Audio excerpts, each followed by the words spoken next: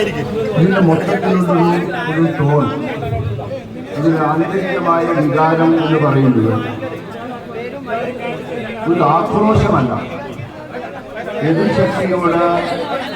തന്റെ എതിർപ്പുകൾ മുഴുവൻ പറഞ്ഞ് ആക്രോശിക്കുന്ന രീതിയല്ല, മറിച്ച് നേരത്തെ പറഞ്ഞതുപോലെ 50 വർഷമായി ഒരു രാഷ്ട്രീയ കക്ഷിയിൽ വിശ്വസിക്കുകയും അതിൽ പ്രവർത്തിക്കുകയും അതിനുവേണ്ടി ക്ഷണിക്കുക.